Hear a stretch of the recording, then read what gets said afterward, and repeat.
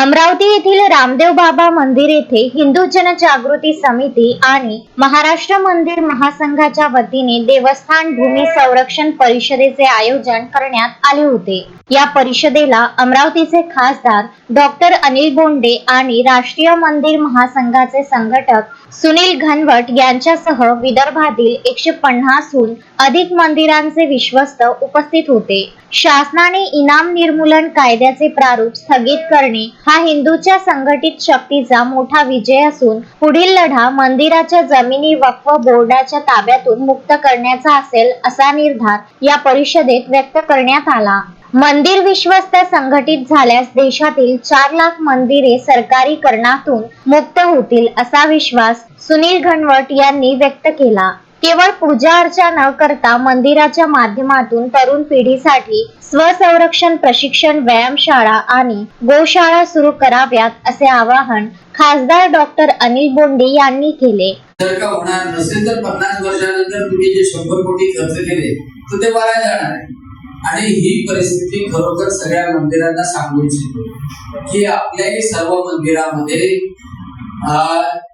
म्हणजे आपल्या युवकांना किंवा जे तरुण मुलं असतील त्यांना वाचनाच्या बरोबर शारीरिक शिक्षण, स्वसंरक्षण आणि हिंदुत्वाचे धडे विशेषतः मुलांना आणि मुलींना देण्याची जबाबदारी घेणार।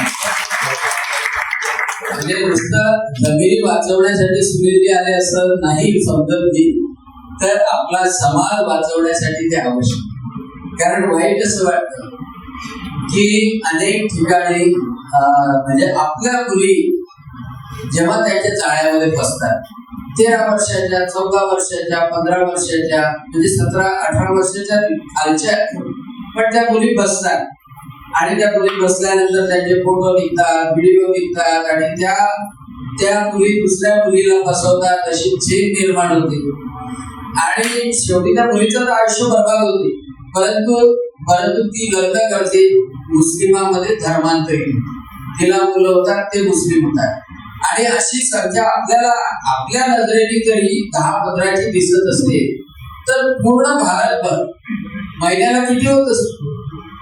कारण हे अतिशय सुरक्षित आहे। एखादी जर दुसऱ्या धर्माची मुलगी जर तुमच्या मुलाने आणली तर तुम्ही विरोध करा, परंतु हिंदूची मुलगी जर एखाद्या मुसलमान पुराणी जर आपल्या घरी दिली तर ते पूर्ण संरक्षण उपलब्ध करून देतात त्याला सगळ्या गोष्टी करण्याला। इतकं सुनियोजित आहे, इतकं सुनियोजित आहे। कारण या लवजियांवर मी सातत्याने काम करत असल्यामुळे पाहतो की त्या मुलीला नंतर कन्व्हिन्स करण्याचा प्रयत्न जरी केला तरी तिच्या डोक्यामध्ये एवढं भूत घुसलेलं असतं तर ते भूत घुसलेलं निघत नाही। आणि म्हणून फक्त पूजा अर्चनाच मंदिराचं काम नाही, तर या मुलं यांना सुद्धा आकर्षित करून आपल्या मंदिराच्या माध्यमातून त्यांना कसं हिंदुत्वाचे धडे देता येतील, आपला धर्म कसा चांगला आहे, आपला कसा योग्य आहे आणि आपण या सगळ्यांपासून कसं सावध राहायला पाहिजे याचे सुद्धा धडे देणं आवश्यक। जमीन वाचवायची म्हणजे आपली भूमाता वाचवायची। मंदिराच्या जमिनी हडप करणाऱ्या भूमाफियांविरोधात शासनाने कडक अँटी लँड ग्रॅबिंग कायदा आणावा, अशी मागणी देवस्थान सेवा समितीचे अनुप जयस्वाल यांनी केली।